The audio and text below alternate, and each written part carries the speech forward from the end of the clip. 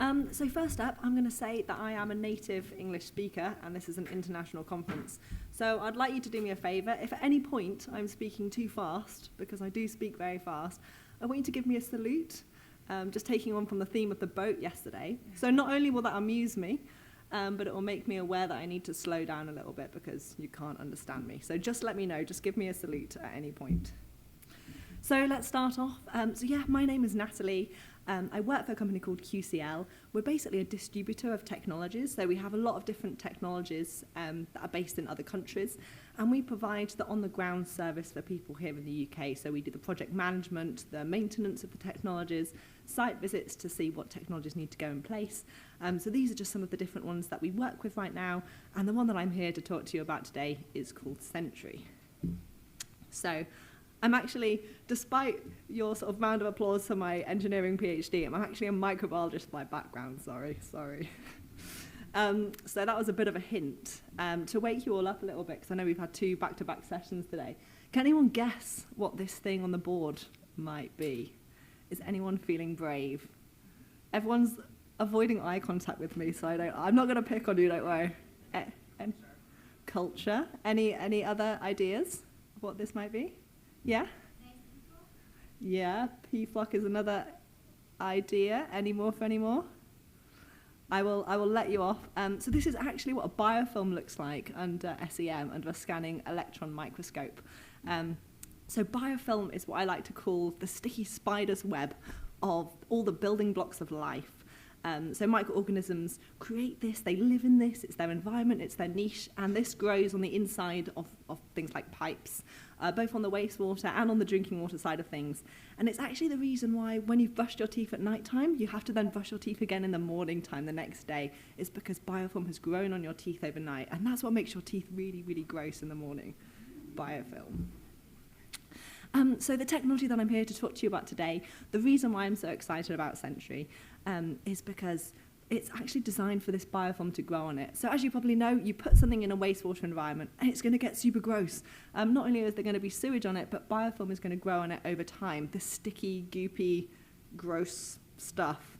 But this paper is actually designed to be in that environment. It's designed for that biofilm to grow on it. So when that happens, you don't take it out, you don't clean it. That is all good. It is working fine.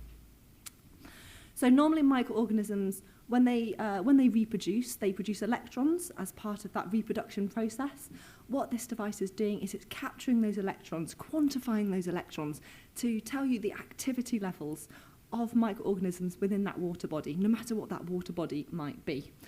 So it's a little bit like a fitness activity tracker, like a Fitbit, for microorganisms in water supply. So that's what it's doing, and that's why it's a good thing when that biofilm has grown on it. In fact, when you put it into supply, you've got to give it 2 or 3 weeks before you can start trusting the measurements, because the biofilm's not grown on it yet.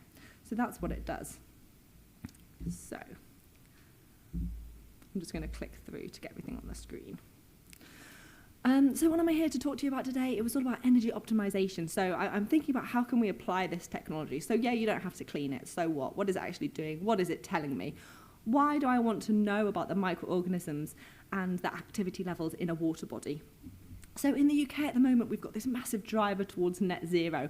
Water companies are really trying to have to think about their traditional practices and think about how they can improve, how they can cut down on things, how they can be more energy efficient, basically just new ways of doing things, which is really exciting when you're like me and you work in innovation, because that's really cool.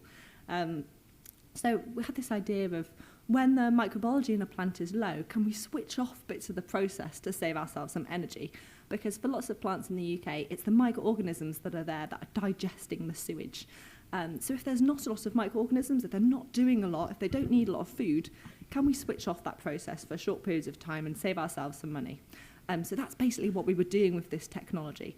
Because rather than measuring, almost like trying to guess what microorganisms are doing, like measure the pH of a site or measure the DO of a site, instead we're actually able to measure the actual activity levels of those microorganisms.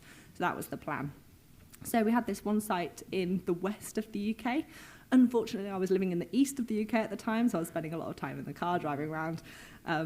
But yeah, we had one sensor, one of these sensors ahead of the bath, and one sensor after the bath, which is the aeration process within that particular site, just to see if when the levels were low, we could switch it off, or we could switch off some of the aerators within the plant. The first thing we were looking for evidence for was evidence of over-aeration. So this particular process, were there examples where we were putting oxygen in, but the microorganisms weren't needing that oxygen to be able to live and reproduce and survive? And the second thing we were looking for is, when is the best time, when is the most optimum time to be turning off this plant? Because you might be thinking, why haven't we done this before? And that's because of the risk of that plant being not efficient, turning something off when it is needed.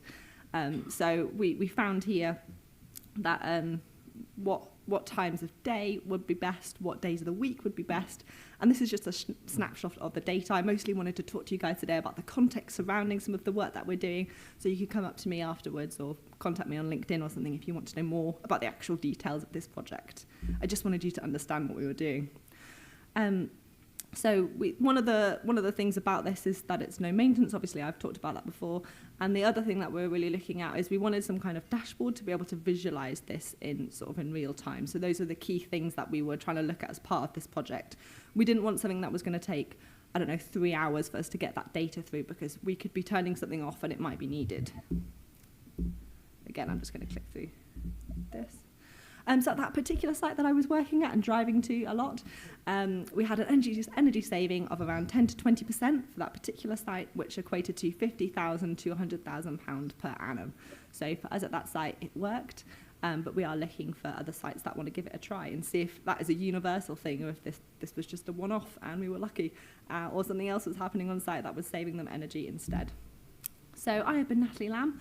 I've spoken to you today about SENTRY, using real time, so 1 reading a minute, basically a Fitbit for biology. Please don't sue me, Fitbit. For energy optimization, which is progress towards net zero in wastewater treatment. Feel free to come up and say hello. And I didn't see any salutes there, so... Okay. Thanks very much. Thank you.